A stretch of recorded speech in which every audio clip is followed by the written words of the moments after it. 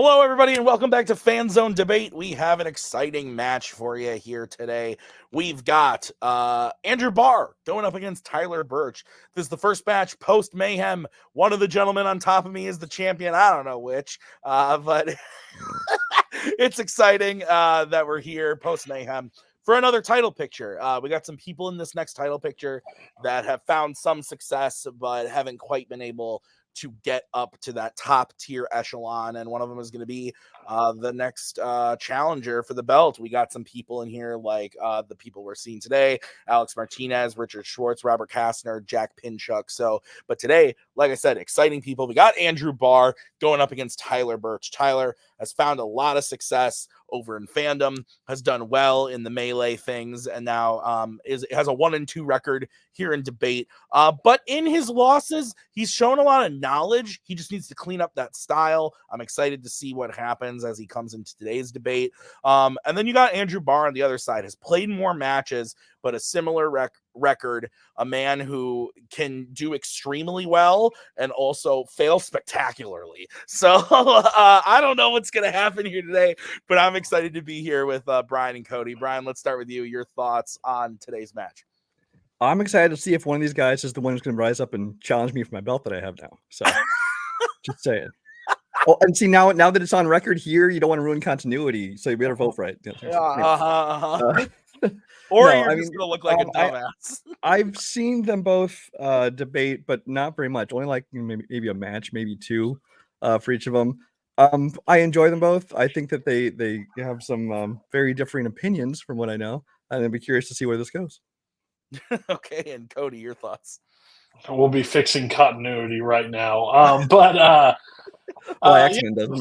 The funny thing is we just submitted peek behind the curtain. The match hasn't happened, so this is why we're still on call, and I'm not in a mental asylum. But this should be fun.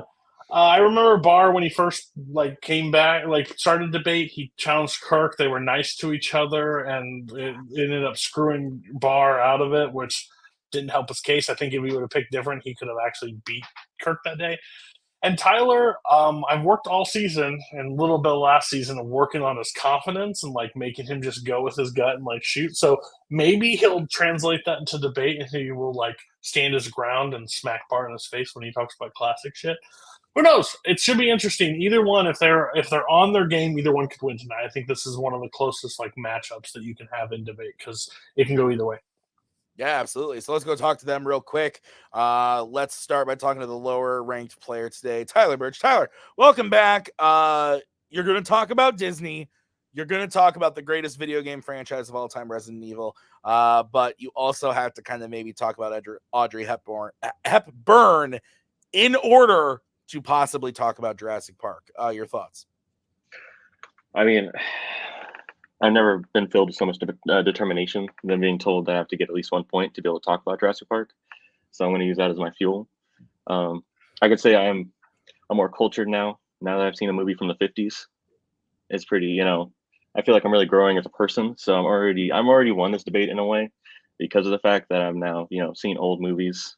So it's hard to really, how can I get higher than that? Yeah, I mean, to see a movie made after Barr was born is not hard, but to see a movie before Barr was born, pretty difficult. So good shit there. Let's bring in Mr. Barr. Barr, you're old and you're reading. Hey. It's not book debates, Barr. We're talking about the moving pictures. Your thoughts? This wasn't about plays, theater? No. Fucked. Resident Evil the musical is not. I would see that. I would see that. Jazz hands. and both of the jazz hands just fall off the wrist. This is. I mean, I messaged Tim a little while ago, going, "Hey, when do I get back into this thing? I'm kind of itching to debate," and he goes, "Soon."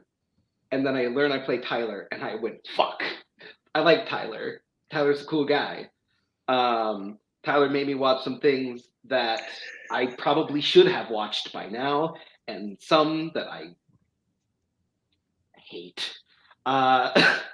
So This is gonna be fun, but I'm not holding back.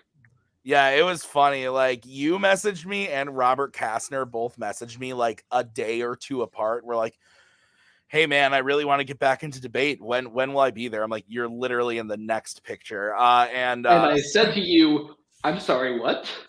And actually, the winner of this match is playing Robert Kastner, so we'll get into that later. But we will start with this match, and this is how it's going to work. There are 4 prep questions based off of 4 categories that the players drafted. They're going to debate those questions tonight before our very souls. So each will get a 1-minute opening, followed by a 5-minute freeform, followed by a 1-minute closing. At the end of the debate, Brian, Cody, and I will write on our handy-dandy boards who we thought won the debate. 2 out of 3 votes wins you a point. First person to 3 points wins the match. Gentlemen, any questions as we kick this one off? Nope. Yeah. Awesome. Let's do it.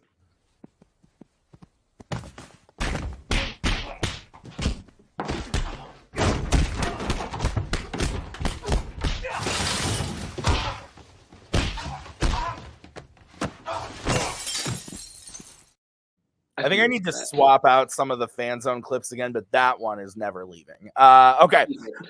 So we are going to kick this off with the first category, which was drafted by Mr. Andrew Barr. It is in the category of Disney. Your question is, which 1950s Disney character is the most entertaining? Barr, you get to kick this one off. You have 1 minute to open your argument when you start talking. I will come in to give you a 10-second warning when the time comes.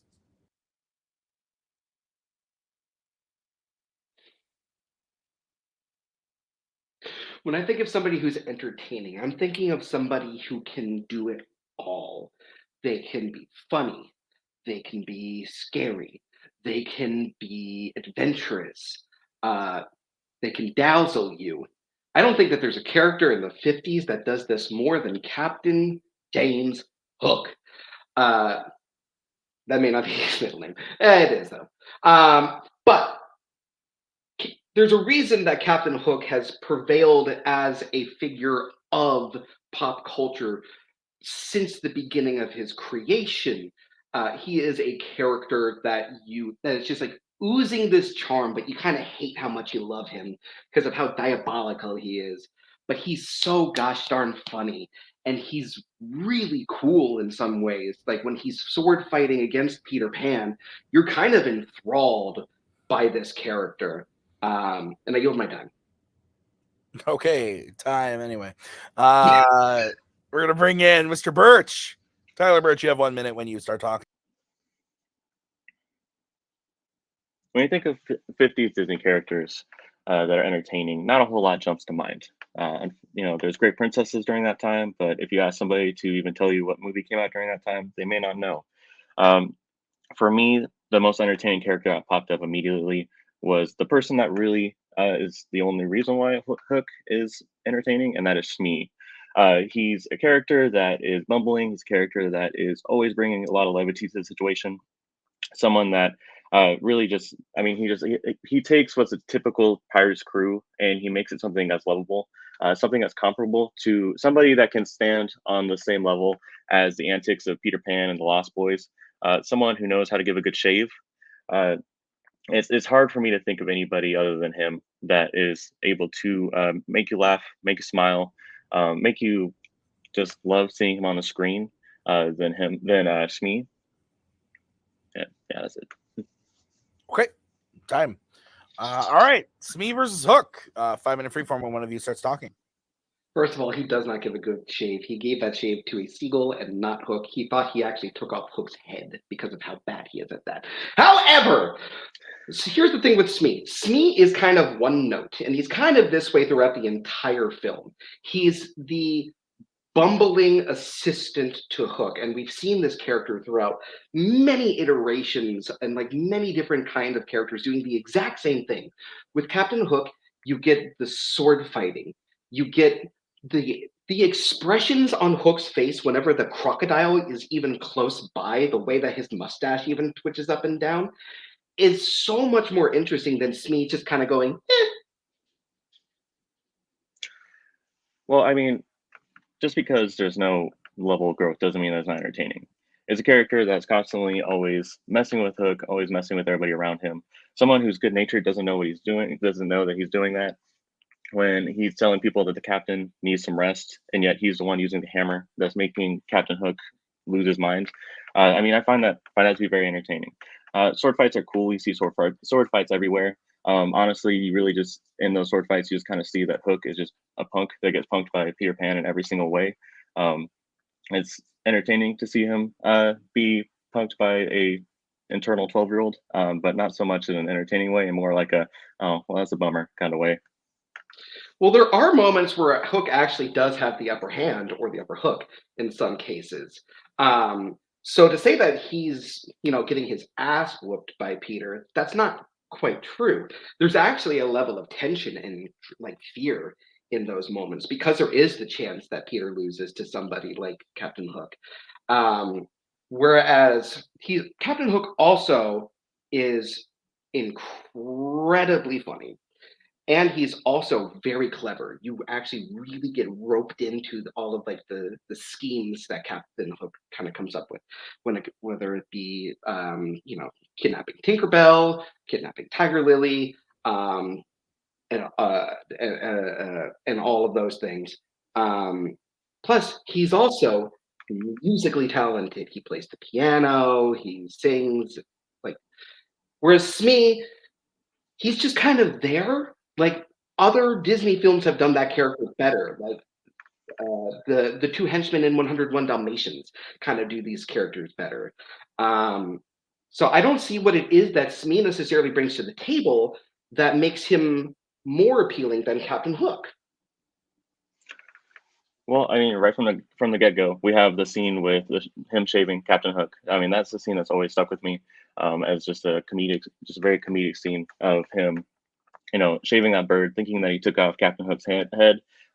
Also, that's how we get introduced to the crocodile. That is a big part of the story. As he bends Captain Hook back, and then we hear the alarm clock when he does a tick tock, him setting up that crocodile. I think that is probably one of the best ways to introduce an element into a movie is with him doing the tick tock, and then you start hearing the alarm clock as the crocodile does approach. He's somebody that is able to he elevates that crew as they're always trying to attack him. They're the gruff and tumble. Hook also, we say that he's entertaining and everything, but he's more the straight man that's there for Smee's antics. Smee is usually the one that influences him and everything that he does whenever there's a little bit of humor. He also, he keeps the story going in a lot of ways. Like when you think about it, not just with his context with Hook, but like with Peter Pan, when Peter Pan's messing with him with his hat when he's doing Captain Hook's voice, then you get to see, what Peter Pan's capable of. You get to see Hook try and sneak up on him, even though obviously it doesn't work because it's Hook. And then get to see. Funny. But the whole part of that scene is because of Smee and what Smee's doing and what Smee's doing with Tiger Lily. Right, but Captain Hook is the one who's actually getting the upper hand in that moment, in a sense. So you're actually more enthralled with what Captain Hook's actually able to do in this moment. It's kind of that white whale situation that Captain Hook's always been waiting for this moment, and it's right there. It's in his hand, and everything just kind of falls apart and goes to shit. You're more interested in Captain Hook and what he's about to do than what Smee is doing. The other thing is that I don't understand what Smee does that's different than every other pirate on this ship. All of these pirates seem to do the exact same thing that Smee does. Smee just happens to have a little bit more power. Damn. Okay. I forgot to give all the rules and stuff about the 1 minute warning and stuff, but you guys were good. Let's move on. Let your opponent talk. Nick Twohig come into your house, that whole thing. But you guys did great. Okay, so we're going to start with Mr. Burch. You have 1 minute to close when you start talking. I believe Smee's a very entertaining character. He's someone that brings a lot of joy to the screen. He's somebody that really elevates a movie. Peter Pan, there's not a whole lot to that movie. The only reason why we remember a lot of it is because of Smee and his antics. He's involved in everything. He's always given that little bit of comedy. If you take him off that pirate ship is just going to be a bunch of adults who like to throw knives against children, and that's not very entertaining. He's the one that brings that levity. Hook, I mean, he's the main bad guy. He's always chasing that white whale. Unfortunately, we always know he's not going to get it, and that always makes it a little less entertaining to me. So I don't believe that he brings as much to it. I believe that Smee adds a lot to what Hook is able to do. And to me, the most entertaining character will always be the one that's able to elevate those around him, as opposed to the main bad guy who, can play a little piano, and also lost his hand to a crocodile that likes to stalk him. Yeah, so that's it. Time. Okay. We're going to move over to Barr. Barr, you have 1 minute when you start talking. So Tyler talked about how Hook chasing the white whale, we always know that he's never going to get it. But every single time in this movie when Hook is this close to actually capturing his white whale, we're all like enthralled in this moment of like, oh my God, is he actually going to finally do it? It still keeps us reeled in. Whereas with Smee, I could replace him with any other pirate on this boat. They all kind of are the same except for Hook, because Hook is the one who he's humorous, he's theatrical, he's clever. We kind of hate how much we love him. He is a sword fighter, and he's really good at that. And he's like, the action is really interesting. Plus, we kind of fear him. There's the whole scene where Hook just shoots the one accordion player in the crow's nest. And like, that's a man that brings stakes to the film. Way more interesting than a character who's just kind of, hey, I'm here and I'm nice. Time. Okay. I'm gonna bring in you. I'm gonna bring in you. I'm gonna bring in you. And you. All right, I thought you used to. I used to think you were here and nice. Here again.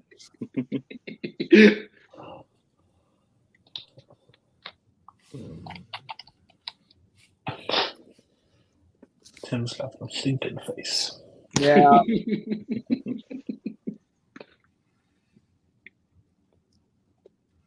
He does think. Not often. Popular opinion. He does. Yeah. Have thoughts. My melee thinking faces.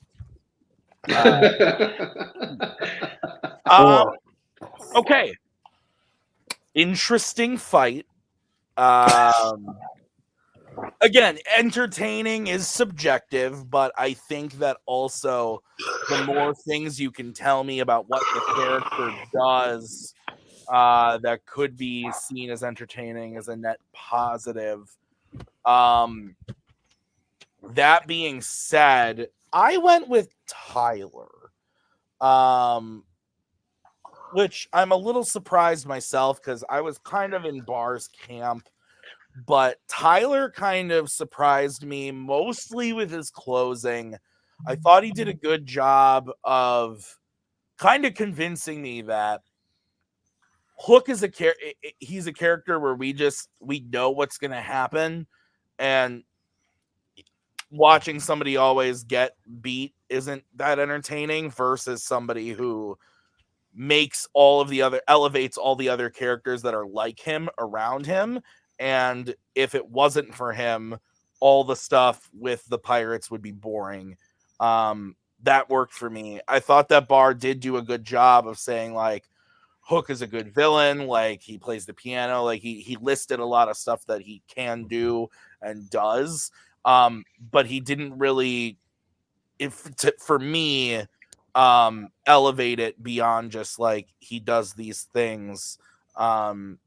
I don't know. It didn't quite work for me. It was a weird fight, but good. So Cody, am I crazy? Maybe a little, but I don't know about based on this. You sure you don't want to go to the champion first? Okay. In my world, you're the champ right now. So. That's fair. So I went with Barr. And the reason why I went with Barr is I think the hit of being one note on Smee kind of helped, and then Barr kind of presented it in a way that has multiple elements of being entertaining instead of just the comedic relief. Like, he's got sword fighting, he's got the other stuff that could be considered entertaining. But I think it was really close overall. I think I did like the sell of, like, it's it's predictable of what's going to happen. But overall, I think there was just too much stacked against me. And that's picking the same thing from the same movie. People, please stop it. It's just so hard to do when it's like. This was Jackie Robinson versus Jackie Robinson again. Barr, or I'm sorry, Brian. Was Barr gonna vote? Yes, Barr's giving it to himself. Whoa. I'm giving my point to Tim. Brian.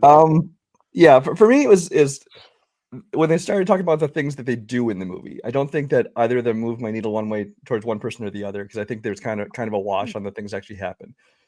So for me, actually, what got it was in the closing. I did end up voting for Barr. I feel like he told me a little more about why the character, just the essence of the character, makes him he comes off as more entertaining. Because he is theatrical, because you do love to hate him. Some of these things that's what really helped me kind of finally decide at the end. Okay. So with that, Barr wins the first point.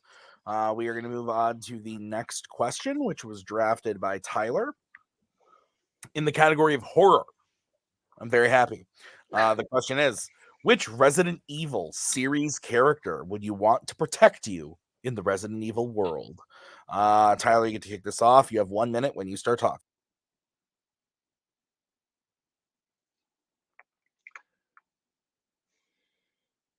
When I want to be protected by somebody, I want somebody that's an unstoppable force.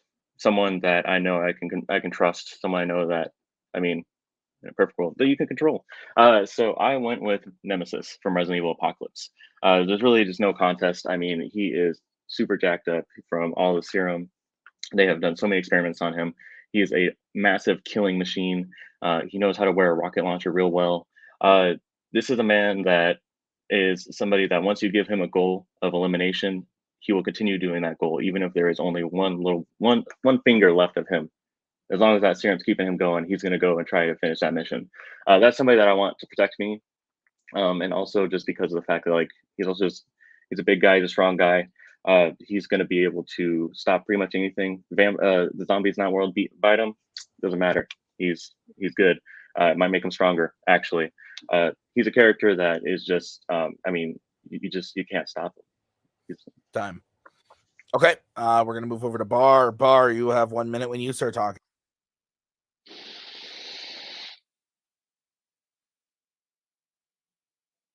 So there are 6 films in the Resident Evil franchise. I want you to think about this. And I'm talking about the original franchise, not that stupid Raccoon City other thing that happened. There are 6 films in the Resident Evil franchise, and there's only one character that has survived and been in all 6 of those films. And that's Alice. Alice is a badass who is super smart. She's a quick thinker. She is a hell of a fighter.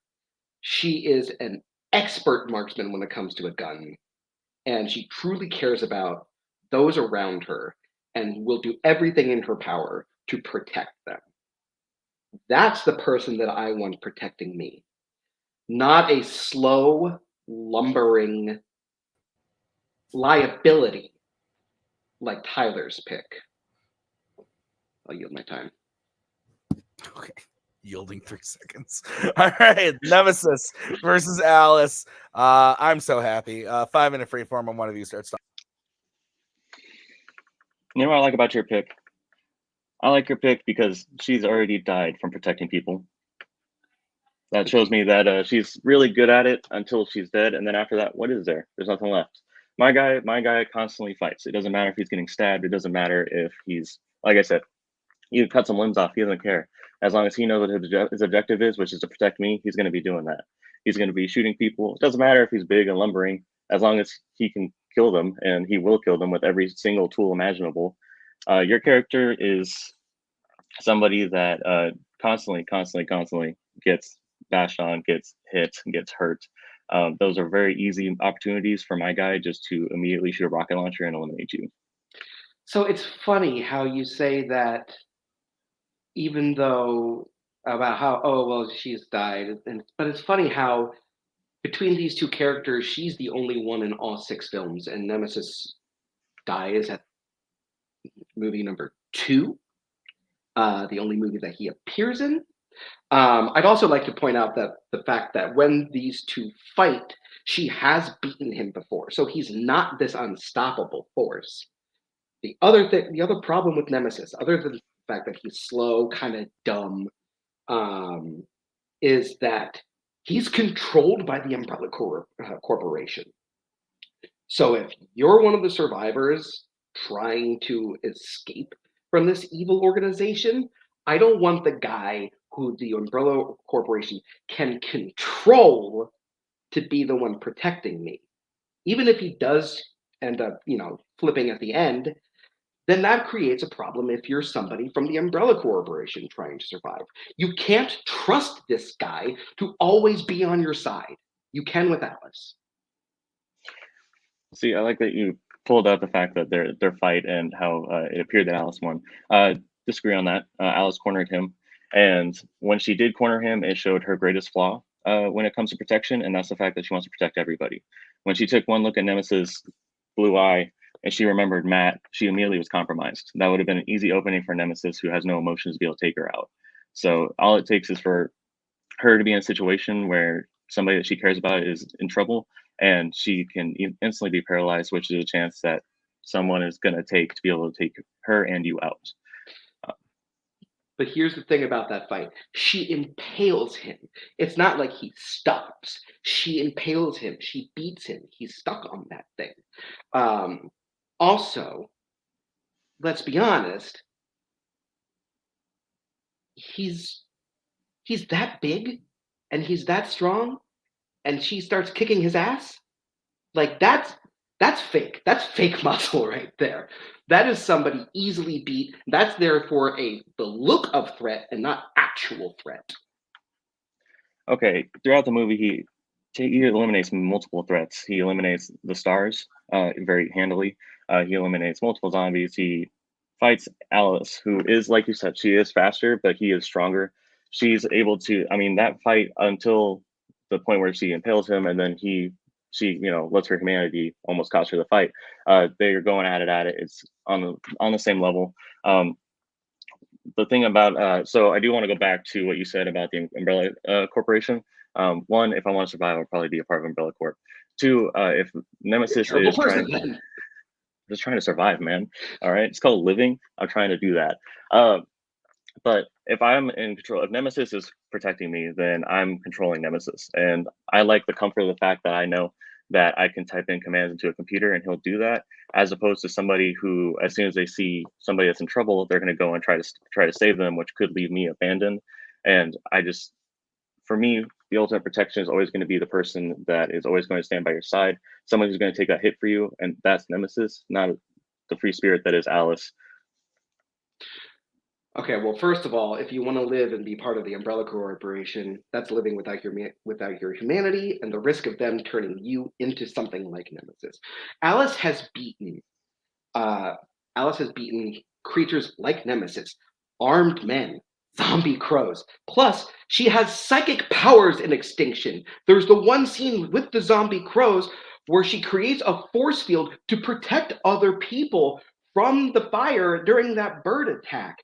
So, she's got that extra element to shield you in that moment. Nemesis, once again, is just kind of lumbering through, kind of dumb, and, Right. can get beaten by a frail, scrawny woman. Okay. Two things. One, she passes out, and Time. Damn. Strike it from the record. Keep it. Oh, man.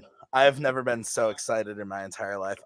We're going to start with Barr. Barr, you have a 1-minute closing when you start talking.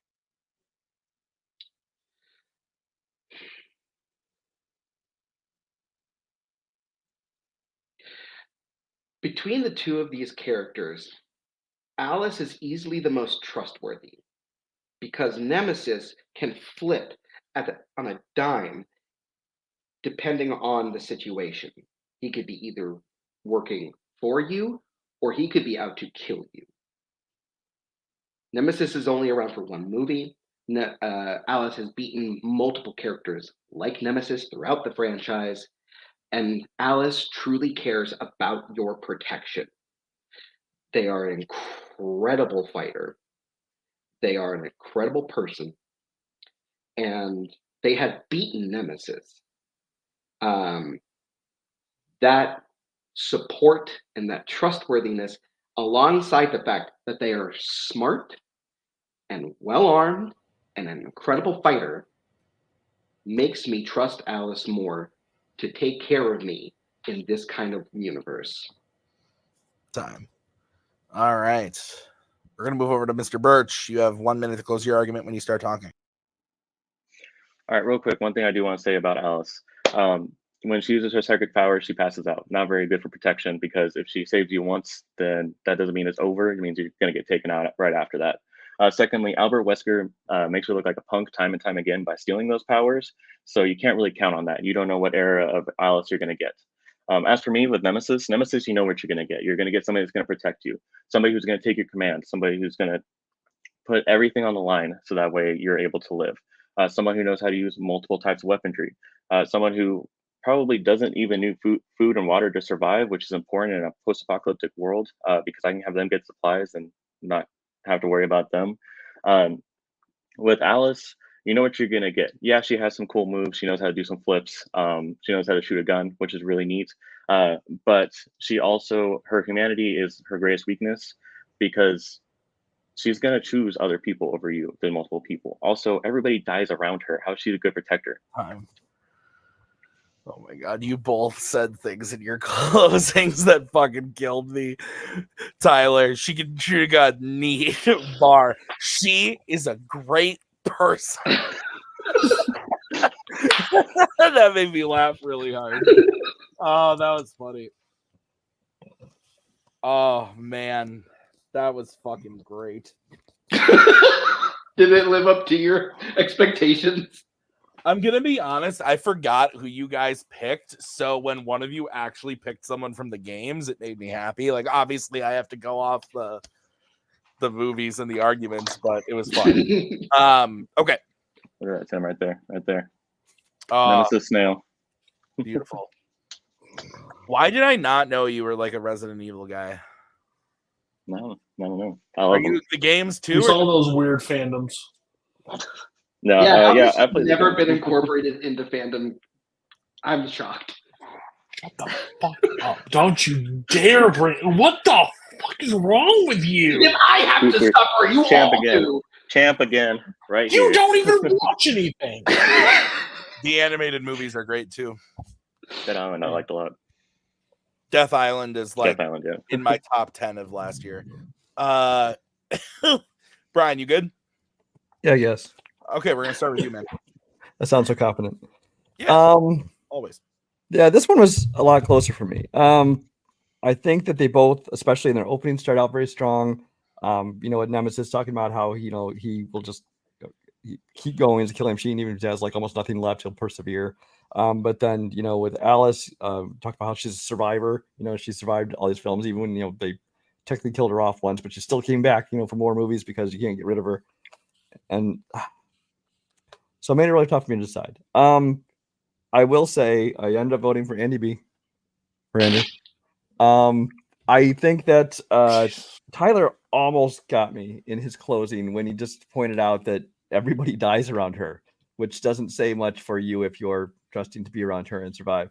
That was almost enough to pull me back over to his side. But I think that Barr convinced me most when he started talking about how that for the majority of the time Nemesis is controlled by Umbrella, and if he does flip at the end, then you don't know if you can trust this person if he's willing to flip. So that's what had to break the tie for me. Okay. This is one of the rare times where I know what they're talking about, like in and out. Every single word they said computed. I was with it. When this was drafted, I turned to Maggie. I'm like, Resident Evil in debate. But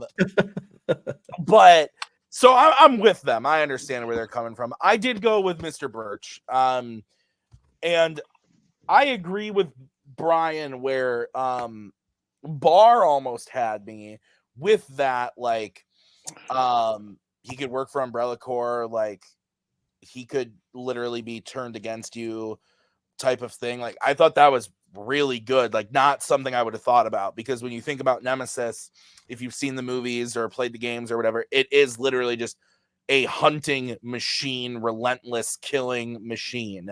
And so on paper, it's a great pick. I thought Barr found that niche of like, this is how it could be done. But I thought Tyler combated that really well by just saying, I'm trying to survive. I might actually be with Umbrella. So who fucking cares? And I'm like, that's really fair. I thought that was a good way to combat that. And then Barr threw in the psychic powers at the end, which I totally forgot about because it's one of the dumbest parts of that character. But I thought Burch combated that really well by saying, like, she passes out when she uses her abilities, and the main villain of the series, Wesker, is able to take those powers away from her many times throughout the series of films. I thought Burch did a good job of knocking down Barr's answers, but sadly, Alice, being a really good person, did not work out for me. Cody, where are you going? So, unlike Tim, I don't know what the fuck you're all talking about. I remember Alice. Like, I know the name Alice. Cool. See, I took it a little different. Like, based on the question, like, serious character would you want to protect you? I kind of just assumed, like, what force would you choose, like, to protect you? Clearly, their role in this question would be to protect you. So, like, the Umbrella stuff made sense, but overall, I didn't discredit it, but it didn't mean so much to me because if you're picking somebody, that's what I would assume they were here to protect you. And then Tyler backed that statement up with like, hell, man, I might be with Umbrella Corps. Like, all right, well, perfect. That kind of neutralized that. Yeah, the Alice being a really good person, just, I don't know, helped me. And then constantly Tyler just bringing up that the people just keep, like, she's died protecting people. And once she's dead, like, do I have anybody? And pretty much built this guy that I have no idea what he looks like, but apparently just a brick shit house that just wants to keep killing things. So, like, hey, sounds great. So I went with Tyler. And that's just unfamiliar with the situation. And then apparently the psychic power, she passes out. That sucks. Like, if that's the case, like, she passes out after that, wake up. People are still trying to kill me. Like, that was weird. I don't know. But I don't know shit about this. So. You are muted. You are muted. That's pulling a Cody.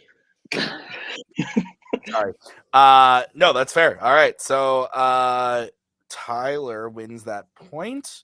We are going to move on to the next question. This was drafted by Mr. Barr in the category of classics. The question is, which Audrey Hepburn film is the best? Tyler had to watch a 50s movie, Peter Pan, and maybe an Audrey Hepburn film. Yeah. All right. So, Barr, you're kicking this one off. You have 1 minute when you start talking.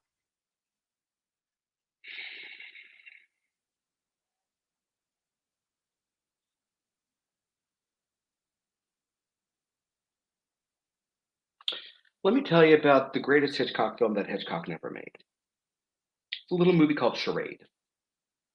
It stars Audrey Hepburn and Cary Grant, and it is a mystery, thriller, comedy, romance drama. It has to balance so many things. And for it to be not only cohesive, but as really good as it is, in fact, marvelously good as it is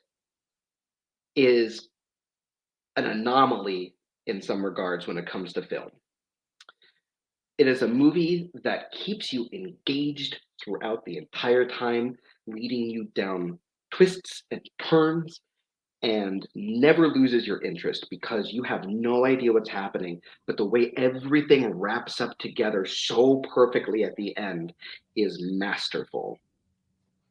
Time. Okay. We're going to move over to Burch. Tyler, you have 1 minute to open when you start talking.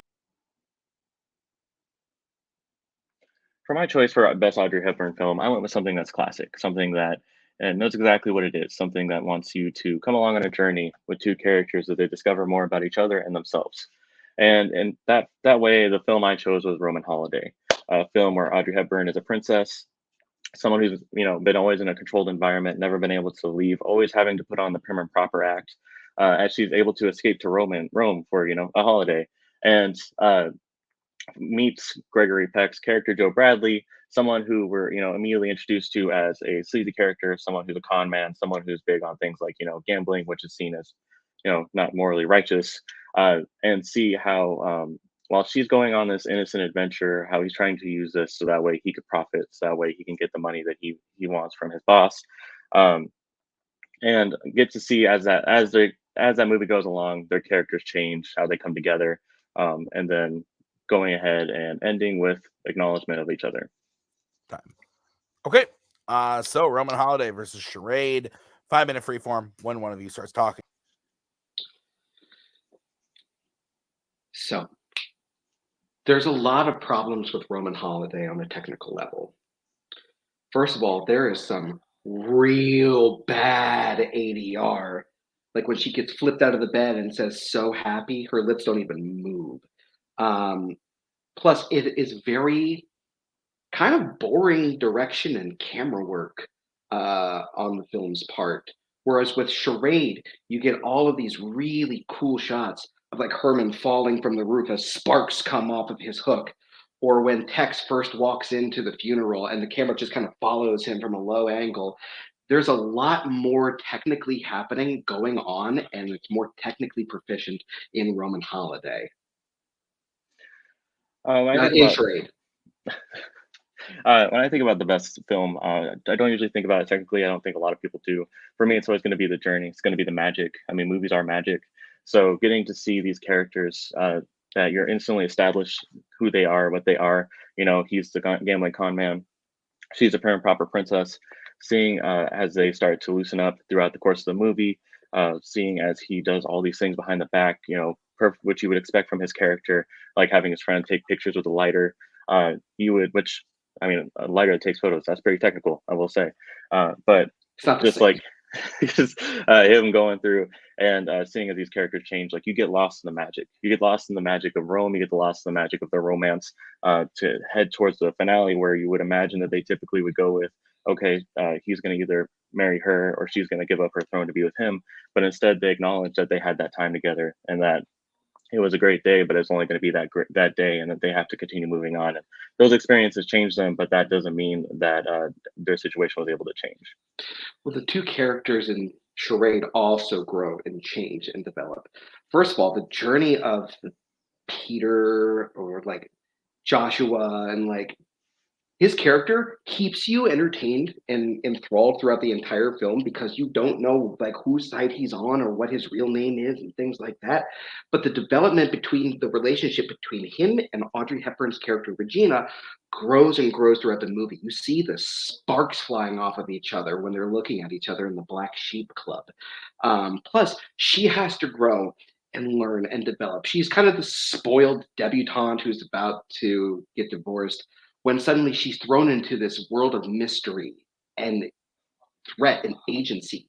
The stakes in this movie are so high and they keep rising throughout because she doesn't know who to trust and she's learning more about herself as the movie goes on because of that. Whereas with Roman Holiday, it doesn't keep you engaged throughout the entire film. There are moments where it really drags and goes into these unnecessary scenes, like the one between her and the housemaid. It does absolutely nothing to move the film forward. Well, I mean, I think with her and the housemaid, it's mainly just to show how they are trying to control her and what her environment's like, what she's surrounded by, so that way you can see the I'm stark talking difference. about in his apartment. Oh, it's apartment. Oh, okay. I mean, that is mainly just to show like how she's not able to. She doesn't really know how to interact with common people in a different way than she normally does, and I think that still gives a little bit more added context about that prim and proper as we start to go on this new journey for her while she changes. You also talked about the magic of seeing Rome throughout this film. You get to see Paris throughout this, and there are some really beautiful scenes. Like the scene where the two of them are on the boat and they're just gliding along and they show like the images of the river and the people of the town of Paris. It is some real beautiful work in that. Well, I mean, I think the majesty of the Colosseum is something that's always going to take your breath away more than a background that's just constantly moving as they're having these conversations. As far as with Charade, I found the characters to be pretty unlikable. From the get-go, Audrey Hepburn's character, Reggie, I did not vibe with. She seemed to already be really stuck up. She wasn't likable. You didn't really expect a whole lot from her. And as the movie went on, I just didn't see that change a whole lot. And then with Brian, Peter, Alex, all those, it was hard for me to, because of the fact that it kept changing. I understand they want to play up the mystery, but I think that really came at the cost of us really knowing anything about this character, about what he is. You were trying to keep up with everything that's going on with just the main character, and then there's this mystery going on. It just made it really hard to just keep it all together. But you feel the moment throughout. Time. All right, we're going to start with Tyler. Tyler, you have 1 minute to close when you start talking.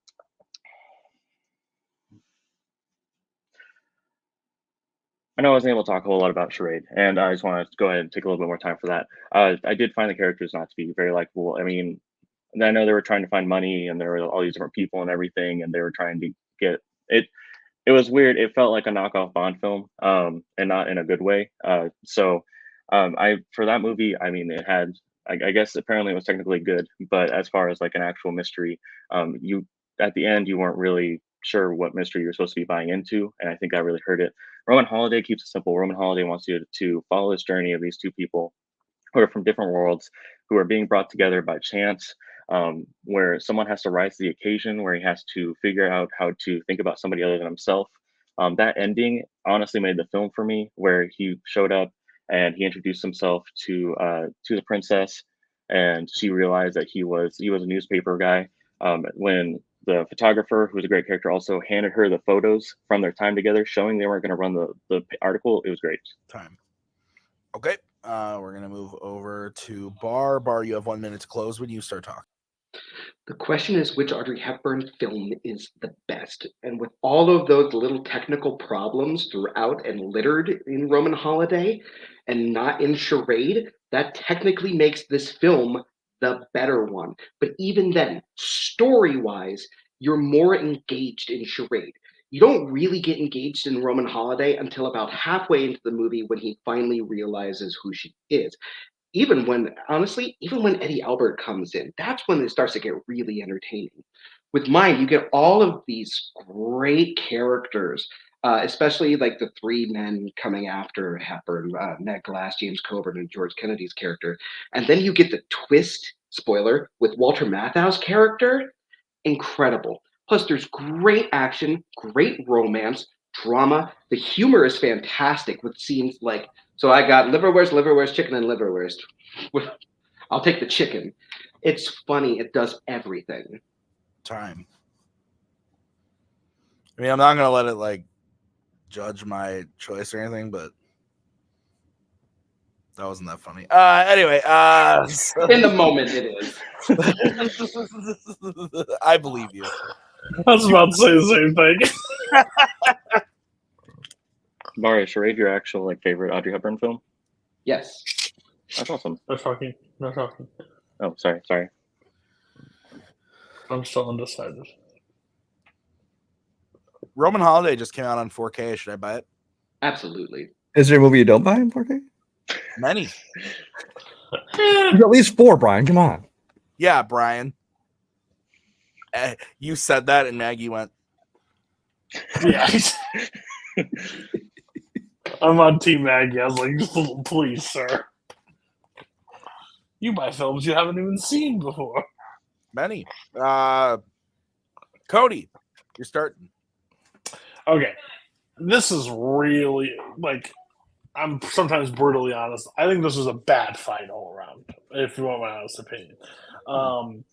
I think it was weird because, like, Barr, I don't know if Barr just automatically assumed Roman Holiday was just overall the best film, and he was just like, I have to keep face for my Audrey Hepburn fan club, so I'm going to talk about the mouth not sinking and the things, like the minors, like drops, and he was like, well, if mine doesn't have those, it clearly is the best. It was weird. It was a weird play. I actually ended up with Tyler on this. I think just as he painted it, it was kind of like, I don't know how to describe it. It was kind of just like the simple man's approach to the debate, where he's like, I'm not going to oversell you why it's like this technical and this bad. He's just like, I may have watched 2 Audrey Hepburn films in my entire life, Charades and Roman Holiday, and I'm going to tell you what I think's the best. And it just ended up painting it in a way better. Like, I may be crazy, I understand, but I thought like the takedowns on Roman Holiday were so weak. It was weird. So I had to go with Tyler. Brian. Yeah, in the beginning, I agree with Cody. You kind of feel like, Barr, it would have pained him to attack Roman Holiday, so he started going into technical stuff, and talking about all that, in which you do consider when you watch the film. Because there are technical things will be a consideration in the quality of a total film, but obviously it's not the end all be all. But yeah, I do agree with Cody. I went with Tyler on this one because I think that while I consider technical aspects, I think that Tyler did a better job of explaining, even within the story, how his is the better one, how in Charade the character unlikable, how he described it as a knockoff Bond, and then especially in his closing, I think Barr tried to come back and do more about the actual plot. He did some of it in his argument, but especially in the closing, but it just wasn't enough to come back. Wow, I haven't seen either of these movies. I went with Barr. I thought Barr ran away with this. I guess I'm just like an idiot. I don't know, man. I thought Barr did a really good job of telling me the technical stuff. I agree with Brian. It does have weight, but it's not the end all be all for me. So I kind of threw that out, and I'm glad that Barr didn't let that be his total closing, because when he started with that, I was like, oh my God, Barr, no.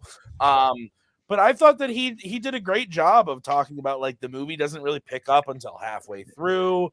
It's not that interesting until you get there, whereas like everything that happens in Charade is interesting, funny, exciting. I thought Tyler did a great job for someone who probably picked a movie off of a list and then watched it and probably really liked it, but still had to argue a movie he had never seen before until he watched it. And I thought he did a great job. I thought Barr took it down pretty well. I guess I don't know. That's why we have 3 judges, people. So by the way, Tyler, Roman Holiday is my favorite. Okay, that's what I figured. Yeah. Okay, so we are going to move on to the final question, and the question is in the category of Jurassic. Or no, it's in creature features, Jurassic. And the question is, what is the best dinosaur scene in a Jurassic sequel? The question was drafted by Tyler, so he gets to start. Tyler, you've made it here. Make it count. Right. You have 1 minute when you start. Let me take it back to 1993, when you got to see a little movie called Jurassic Park, and it blew your mind. Now let me fast forward to 2018, when Jurassic World Fallen Kingdom came out. You're probably wondering what those two have in common. Well, I'm going to tell you it's the best opening dinosaur scene of the series. Jurassic Park, with its raptor scene, perfectly told you how dangerous these creatures are and how uncontrollable they are. Fallen Kingdom upped the ante on that.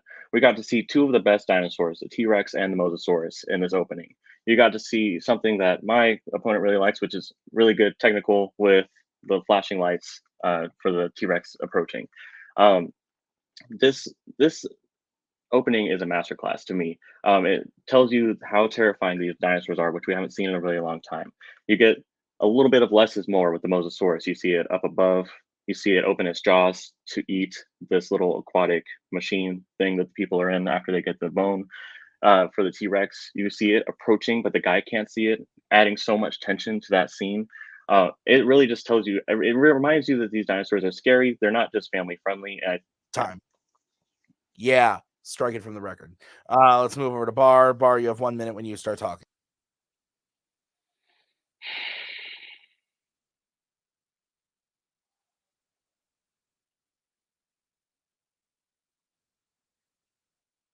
So the best scene in any Jurassic sequel is actually in the movie immediately after the first, The Lost World Jurassic Park. And it is the scene in the RV where they bring in an injured little baby T-Rex, and they're working on fixing its leg. And suddenly the mothers come. And you feel the danger in that moment because of the claustrophobia of how tight that RV is. And then as you think that everything's good, that they've left, you get the scene where they get knocked off the side of the cliff and they're just dangling with the threat of dinosaurs still up there. And the tension that that scene creates is palpable. Maggie, they can hear you. Did you guys hear Maggie there? No. You said palpable, and Maggie went palpable. She has I opinions. want that stripped from the record. She has opinions about your guys' picks, but okay, great picks, excellent choices. I'm very excited about this. 5-minute freeform when one of you starts talking. Here's my biggest problem with your scene is that I know that these characters are just there to get eaten. There's no real stakes in this moment. They're ancillary characters.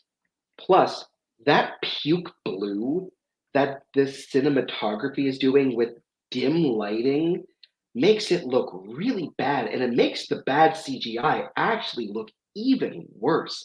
Whereas with mine, you get that harmonious blend of CGI and practical effect. You can feel the breath of the T-Rex as it just goes. It is incredible. Yours just feels like a kaleidoscope. See, you say that mine has low stakes. You don't know what's going to happen, or you already know what's going to happen because there are characters that aren't anybody. I think that is actually the strength of this scene because they get to let those dinosaurs run wild. You don't care. I mean, you're not going to sit there and cry about aquatic robot one dude. You're not. You're just happy to see the Mosasaurus be able to do what it does best, which is be a killing machine.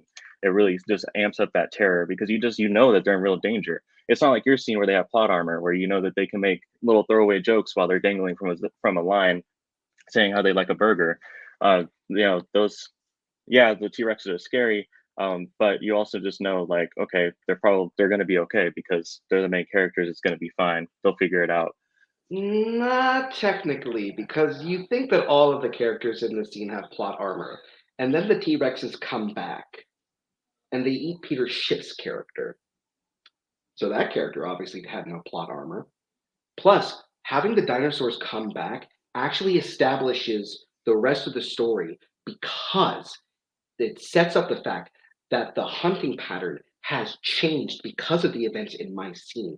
Your scene doesn't really do anything. That one guy is a terrible actor, so I don't even care that he gets eaten. Plus, the lighting is so bad that you can't even enjoy the dinosaurs in your dinosaur scene. It's trying to capture Spielberg in like shining lights in your face, but it's not shining on what's happening. I can't make sense of anything going on. Everything is crisp, clear. You understand the tension. The characters are in real danger, and like the sound effect of the tinkling glass as like it's about to crack. There's so much more tension in my scene than your scene. So first of all, you talked about Eddie Carr. He's the most pointless character in that movie as far as on that team. I mean, other than telling you how technology is supposed to work, he doesn't really do anything. So when he gets eaten, you're not crying tears over Eddie Carr. That's just not something that's happening. As far as the tension, I mean, the thing about your scene for me, it's supposed to be best dinosaur scene, and I mean, it might be like a good scene caused by a dinosaur because they knock that RV down and then they just leave, and everything else that happens isn't really something that's related to dinosaurs. It's mainly just related to survival. And then, yeah, they come back. So, I mean, like I guess so. Like if you start something at the beginning and you leave in the middle and you come back in the end, I guess that counts as you've done doing something. But I mean, for me, the dinosaurs are right there in that Fallen Kingdom. I mean, during that chase, getting that lightning with that T-Rex and the guy looking behind him and he can't see it, and then the lightning hits again, and the T-Rex is right there. all the guys trying to warn him that he needs to run. That builds the tension. And then he looks back and he sees the T-Rex and he starts running. And you say that there's no stakes. This is what releases the Mosasaurus into the world. That thing is a killing machine. It could take down cruise ships everywhere. We're not doing that. Okay, the Mosasaurus is awesome. And and I mean, and the guy just like he runs, and you're like, well, he might not be able to run the T-Rex. This is it. He jumps. You're like, oh, okay, he's saved. It's fine. It's gonna be okay. T-Rex grabs the ladder. He grabs the ladder, and then you're like, okay, well, this is screwed. They're like about to cut their losses. He gets free. Then the Mosasaurus takes him out. And then they do the same bit they did in the movie before with the Mosasaurus. Yeah, we've seen that bit before, actually. Plus, I'm sorry, all these films establish that whenever the T-Rex is close by, the ground shakes and stuff like that. What happened? How did it? What did he like? Sneak up on him on his tiptoes in this one? Like, there's no building tension because of that moment. It actually rips you out. You also said that you're not crying for Eddie but honestly, with the amount of work and effort and like just panic as he's rescuing everyone else, I do cry for Eddie because he was doing so much to save all of his friends, and then he dies. It's a heartbreaking moment. Time. All right, we are going to start with Barr for the closing. Barr, you have 1 minute when you start talking. Tyler says, oh, the dinosaurs are right there in his scene. Yeah, but they don't look or feel real. In my scene, you absolutely feel that tension. Like they actually are physically there when they're like looking through the windows of the RV, scoping it. This isn't hunting patterns. They're searching for something, as Julianne Moore's character says. Plus, it builds so much more into the importance of the rest of the film by explaining how it changed the entire pattern of the landscape. You don't feel any threat. You don't feel any tension. You can barely see or make out any of the actual danger in Tyler's scene. In mine, you feel it through the visuals, through the sound, through the music, through the acting. Plus, it's like a mini movie in itself, that entire scene. Time. All right, we're going to move over to Tyler. Tyler, you have 1 minute when you start talking.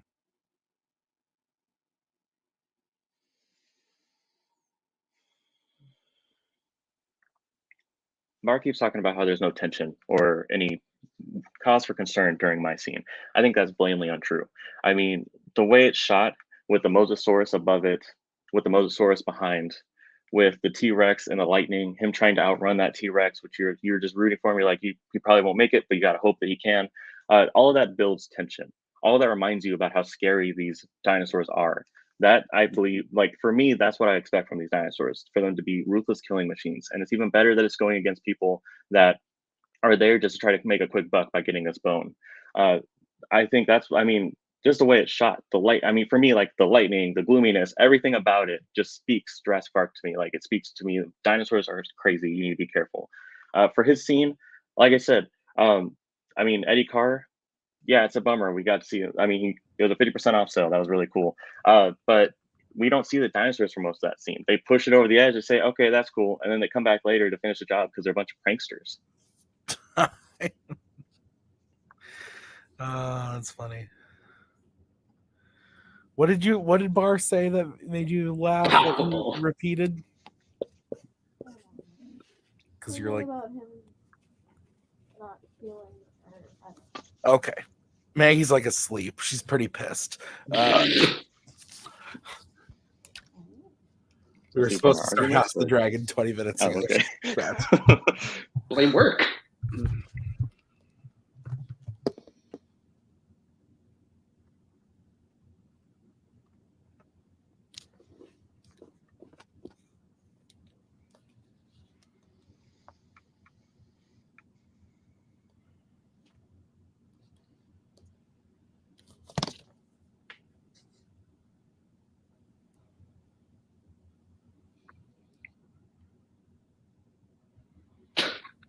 Sorry, I'm thinking.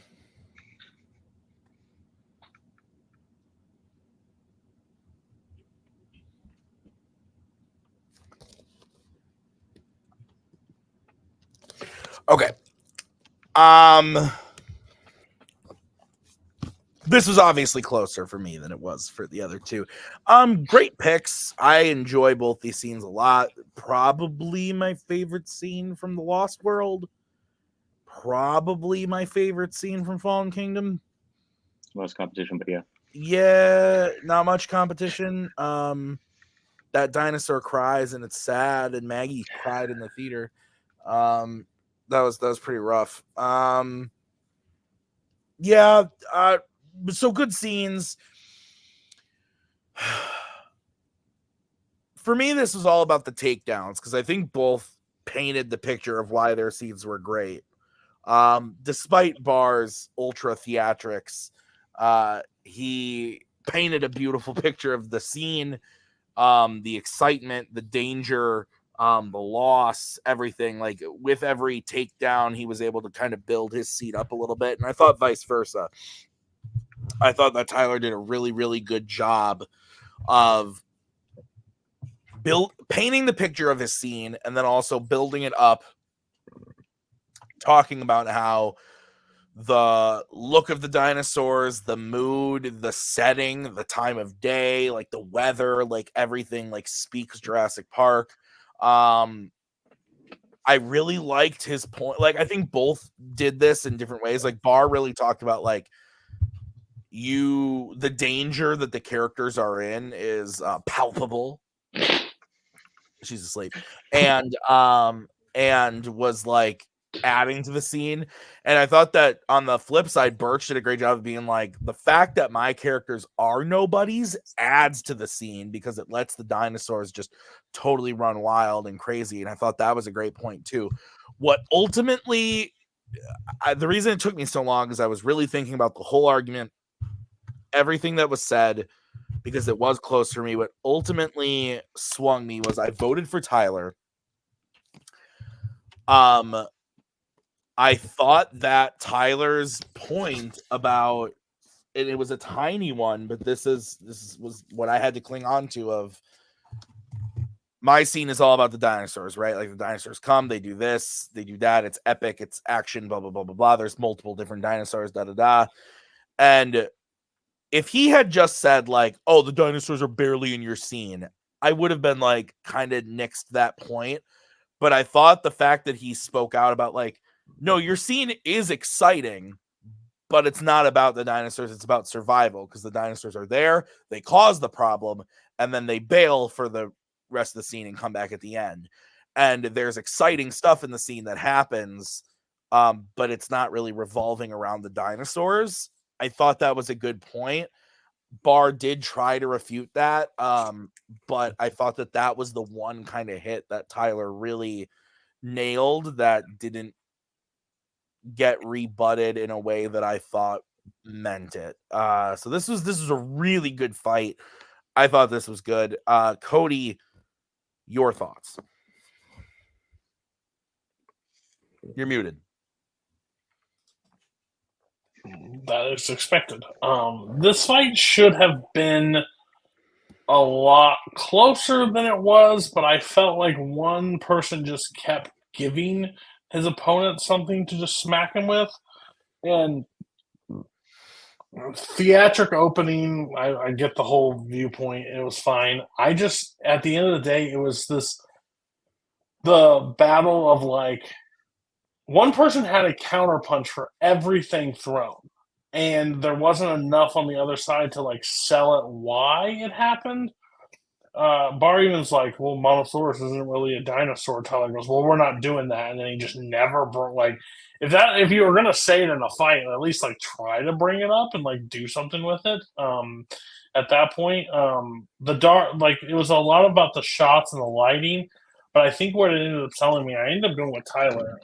It was what ended up happening was where he was like, your characters don't matter. He's like, good. They don't need to matter. It's dinosaurs, and that's what he went with in the best dinosaur scene. And then basically used the plot armor. Then Barr said, well, what about that one character? He's like, got emotion. And Tyler's like, oh yeah, the guy's worthless, doesn't do anything with it. The rest of them survive just fine. So it was unfortunately, I felt like everything was given to Tyler to use, and Tyler used it, took advantage of it. So. Okay, Brian, your vote doesn't count. Where would you have gone and why? I feel like Tim. There's a reason we have 3 judges because I voted for A. Barr. I just he almost lost me when he tried to act like we cared that much about Eddie Carr and got emotional about it, things like that. But I thought he still said enough to me, which told me why it was an exciting scene, and the dinosaurs are involved in it. They're basically the cause of this whole disaster. I didn't think that there were a whole lot of great attacks against Tyler, but I thought he did enough to win it. Okay, well, that means your winner is Tyler Burch. I've decided I'm going to start doing it the fandom way. I want to get quick thoughts from Brian. Brian, really quick thoughts on the outcome of this match.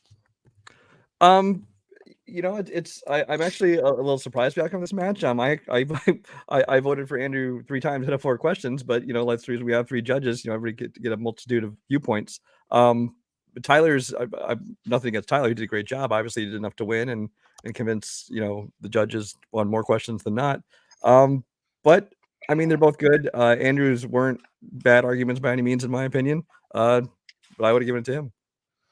Yeah, Cody, we're going to get your thoughts after we talk to the players. We're going to go quick talk to Andrew Barr. Andrew, I know you got to be disappointed. I do have something that I think might excite you post your disappointment, but let's talk about this match first. It just hasn't been going your way lately in debate, and I feel bad for you, man, because I do think you're one of the most underrated players in debate. I do think you have a style that lends really well to debate. Like, you're very articulate, you know what you're talking about, you come prepared. It just so happens that, like you said in your pre-match interview, Tyler is also a person who comes prepared, knows is gonna watch the movies you give him and come with arguments ready to be made. So Barr, what are your thoughts immediately coming out of this match today?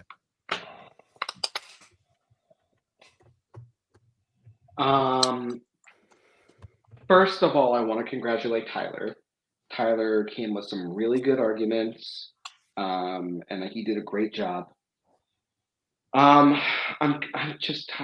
tired of losing in the exact same way over and over and over again.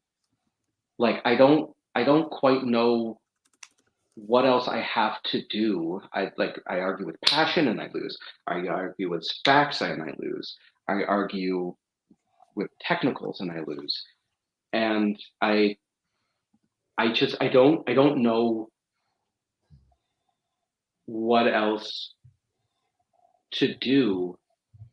And I'm kind of frustrated at myself. Losing's not always easy, but Yeah. I don't want to take away from what Tyler did. Once again, Tyler played a fantastic game, and I hope that he kicks ass in the next round. Yeah, absolutely. Barr, I do want to say, recently, in the last few months, something has come across the Fanzone. Something was mailed to the Fanzone P.O. box. It was brought to me in a match, and I humored it for a moment.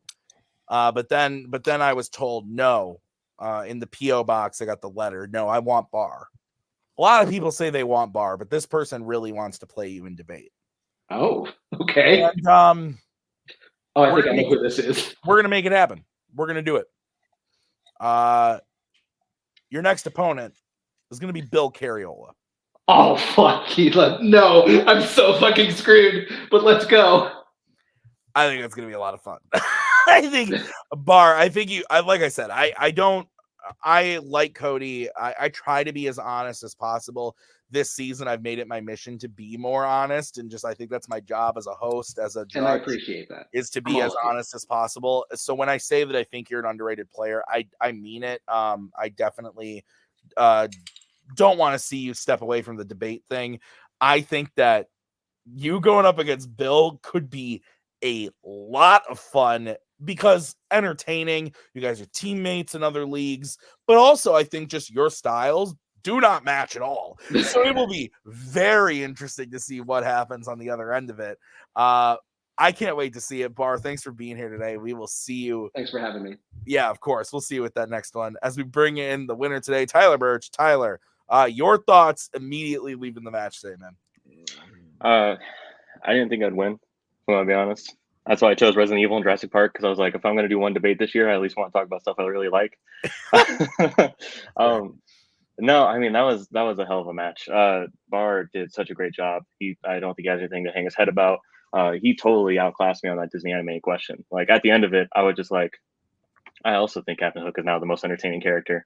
So he did a really good job. And after coming off that Jurassic Park question, I understand how hard it is to fight against something you really care about. Because with him with Rowan Holiday, with me with The Lost World, I'm just like trying to come up with things to say about that. But for me, I'm just like, this scene's amazing. So I definitely understand that. I came into this debate really with just one purpose, and that was just to be more on the attack. I know I'm usually pretty passive, so I tried to this time just go after it more. And I think that's what I think I was able to do that for the most part, and I do think that really is what helped in my performance.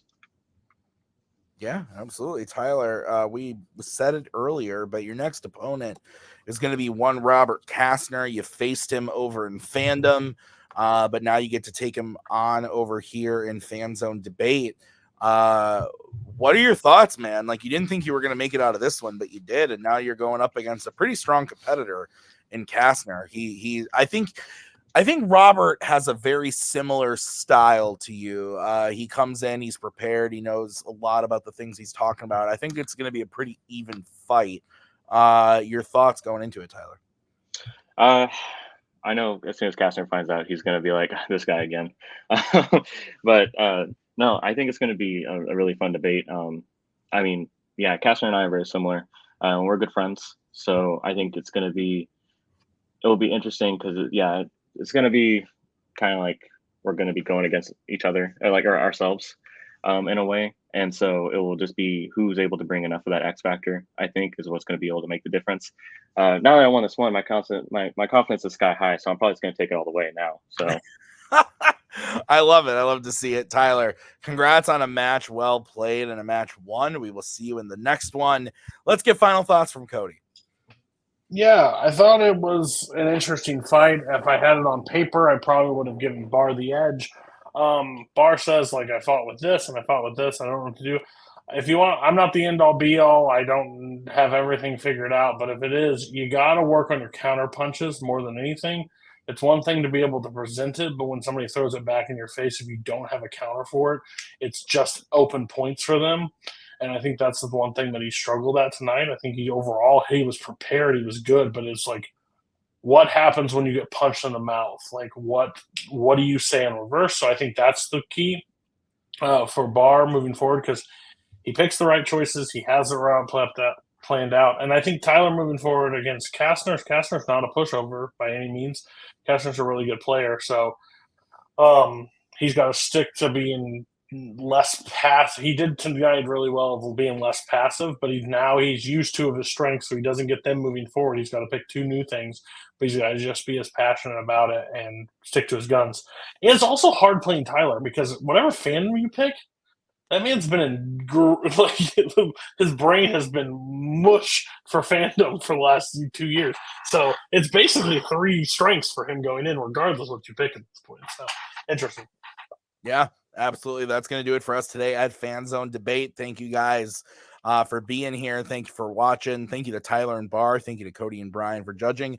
This is a picture of the Nemesis from Resident Evil. I have been Tim. We will see you guys next time with another great match. Until then, have a great night. There we go. Thank you very much. Please come again. We have a lot more groceries.